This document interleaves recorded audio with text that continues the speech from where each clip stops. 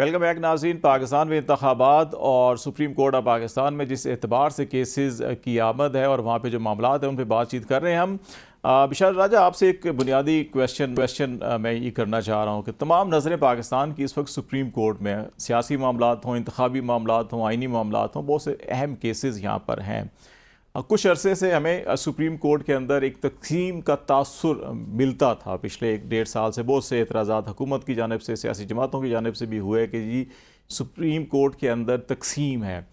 अभी जो है कि एक ख्याल ये किया जा रहा था कि शायद वो मामलात जो प्रैक्टिस एंड प्रोसीजर एक्ट के अंदर तय कर लिए गए, बेंचेस कैसे बनेंगे, क्या मामलात होंगे, लेकिन उसके बाद भी ये तक़सीम शायद ख़त्म नहीं हुई। और जो इस्तीफ़े आए उनमें ख़ास तौर के ऊपर जस्टिस एजाज़ुल एहसन साहब का, मुज़ाहिर नकवी साहब का समझ में आता है कि उनके ख़िलाफ़ केस था सुप्रीम जुडिशल कौंसिल में, और रवायात भी नहीं है कि इससे पहले भी जजेस इस्तीफ़ा दे दिया करते थे जब उनके ख़िलाफ़ केसेस होते थे, या कुछ लोग डिफेंड भी करते थे। क्या अभी भी उतनी ही गहरी तक़सीम है जो पहले थी?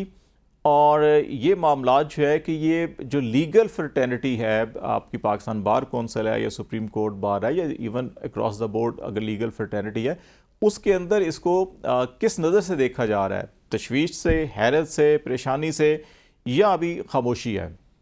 सर, जस्टिस एजाज़ुल हसन का जब कल इस्तीफ़ा आया तो इस हवाले से ये बहुत सारे वहाँ पर जो सीनियर वकला थे सुप्रीम कोर्ट के अंदर, उनके लिए भी बड़ा शॉकिंग था कि उनका इस्तीफ़ा नहीं आना चाहिए था। सुप्रीम कोर्ट के अंदर जस्टिस एजाज़ुल हसन साहब के हवाले से एक जो कानूनदान है, सीनियर कानूनदान, उनके बारे में ये राय पाई जाती थी कि वो बहुत ही एक मुंझे हुए जो है जज है और बड़े कानून की बारीकियों से वो बखूबी आगाह है।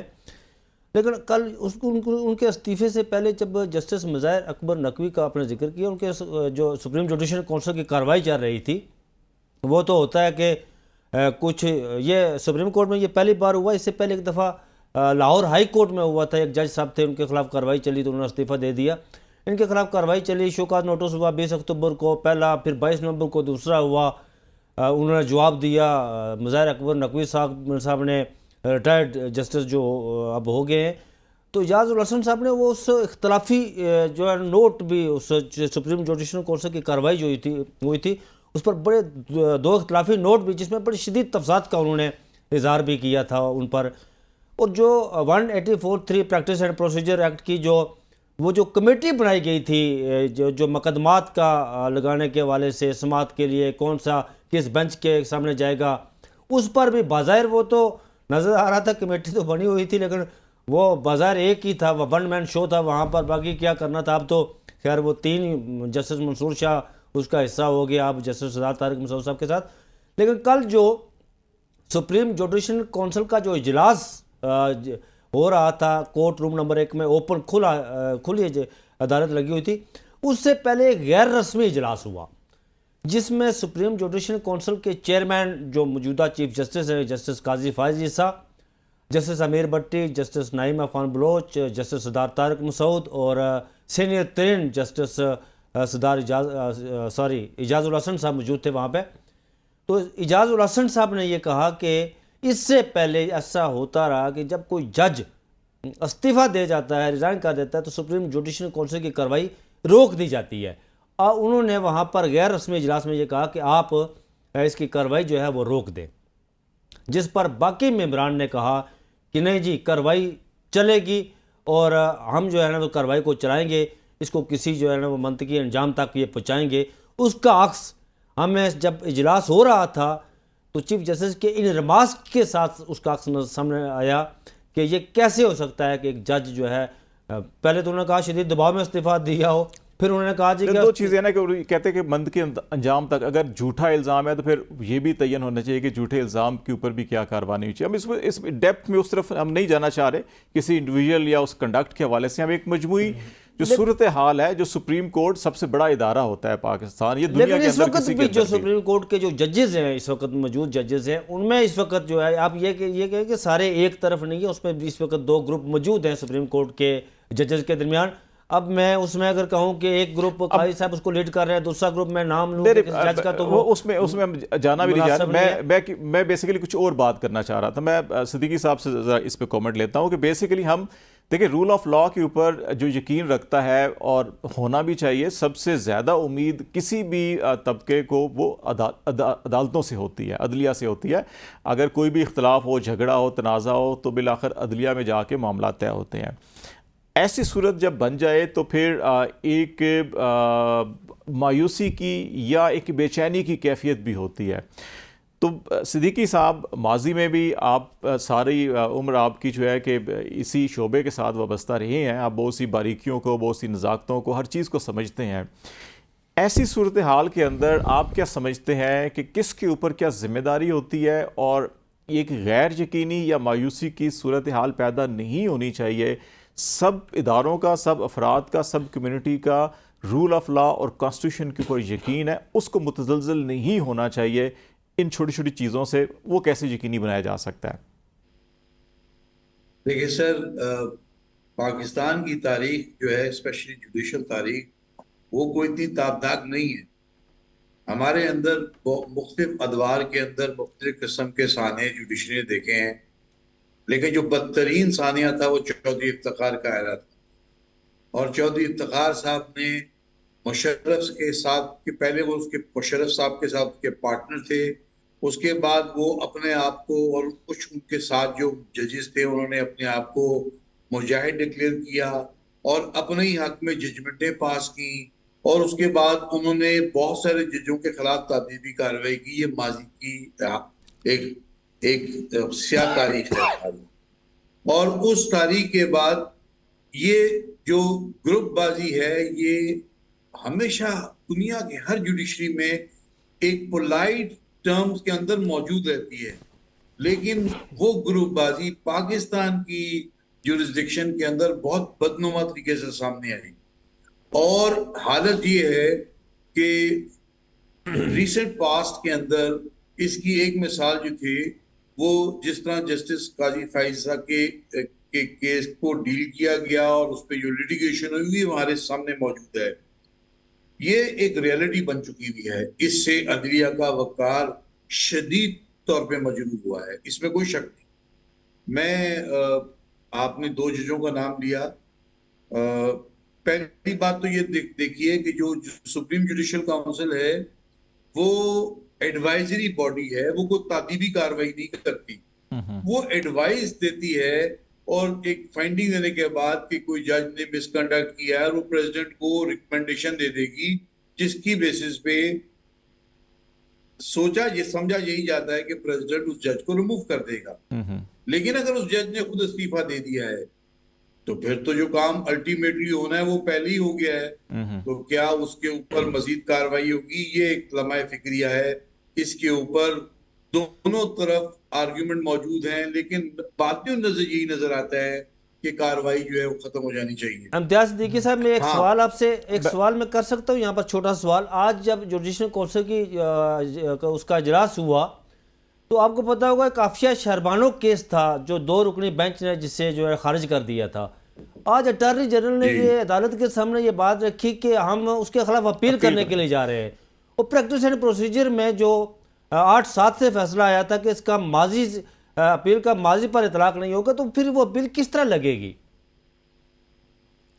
सर यही बातें गौरतलब है। देखें, अगर तो हमने जस्टिस काजी फैज साहब की जजमेंट को सामने रखा है तो फिर उस जजमेंट की मंतक के मुताबिक तो आप सुप्रीम कोर्ट और हाई कोर्ट के ना किसी जज से कोई बात पूछ सकते हैं, ना उनकी बेगम से पूछ सकते हैं, ना उनके बच्चों से पूछ सकते हैं। ये तजादात जो है तो ना, फिर ये मुजाहिर साहब के मुतालिक इंक्वायरी क्यों हो रही थी? जी ये बहुत सारे डिफिकल्ट क्वेश्चन जो हमें करने पड़ेंगे।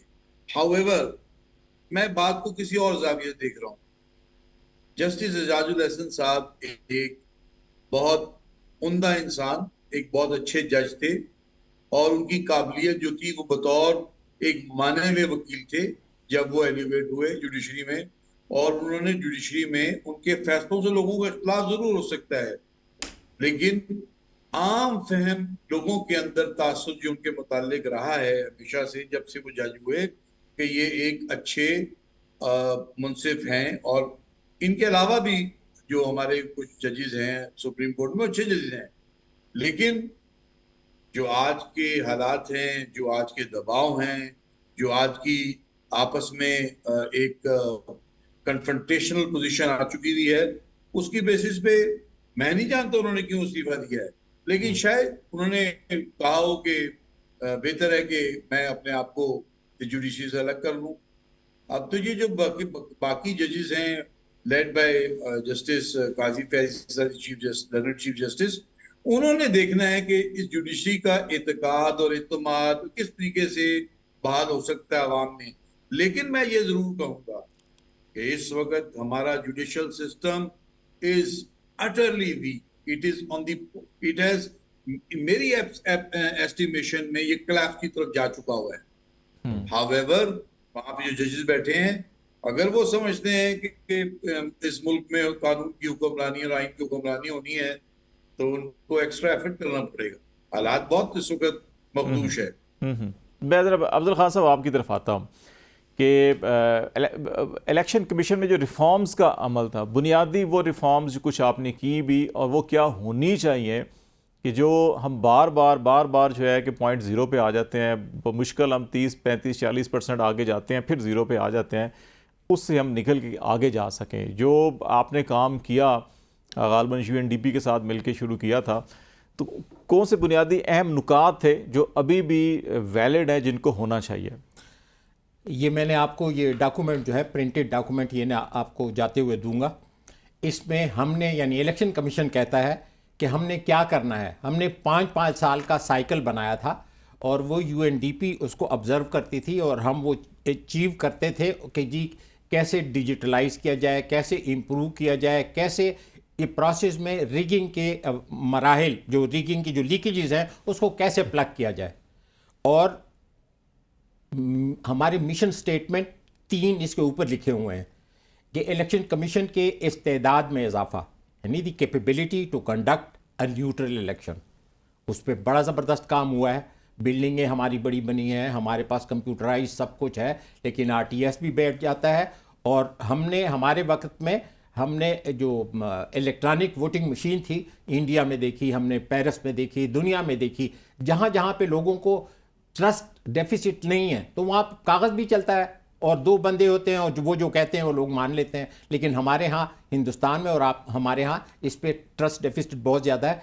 और अल्टीमेटली यहाँ पे पाकिस्तान के अंदर भी वो सिंपल सी मशीन है तो वो बनाई गई और उस पर ये 2013 इलेक्शन से 1 साल पहले उस वक़्त जरदारी साहब ने हमें बड़ा सपोर्ट किया और उनके जितने वज़रा थे इलेक्शन कमीशन को सपोर्ट किया। 2 काम हमने उस वक्त किए। हमारे जो इलेक्शन में वोटर्स का डेटा था उसमें 36 मिलियन डेड वोट थे, डबल वोट थे। जैसे हम यहाँ पे इस्लामाबाद में हैं तो मरी में भी उसका वोट है तो सुबह मरी में वोट डाल दे और शाम को इधर डाल दे, नथिया गली वाला सुबह नथिया गली में डाल दे, रात को शाम को एबटाबाद में।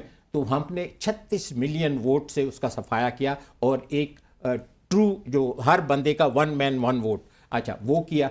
एक ये अचीवमेंट थी। दूसरी ये कि हमने इलेक्ट्रॉनिक वोटिंग मशीन दुनिया से भी मंगाई और पाकिस्तान में यूनिवर्सिटीज़ के साथ और TIP के साथ मिलकर, ये बड़ी सिंपल चीज़ है, पाकिस्तान अगर न्यूक्लियर बम बना सकता है तो ये कैलकुलेटर जैसी मशीन है ये बना सकता है। तो वो हमने बनाई, सबको दिखाई तमाम पॉलिटिकल पार्टीज़ के साथ। और एक्चुअली 2013 के इलेक्शन में इसके होने की बड़ी उम्मीद थी। आखिरी चीज़ जो हमसे पॉलिटिकल पार्टीज़ में और वो एक कमेटी थी सुगरा इमाम कमेटी जिसमें तमाम पॉलिटिकल पार्टीज़ के नुमाइंदे होते थे, हमारे साथ मीटिंगें करते थे। फरतुल बाबर साहब थे उसमें, अफरासियाब खटक थे, बड़े जो रोशन ख्याल किस्म के कि जी हम ऐसा इलेक्शन करें कि उसके बाद जूँ ही 5 बजे इलेक्शन ख़त्म होता है तो 5:01 के ऊपर रिजल्ट आ जाए।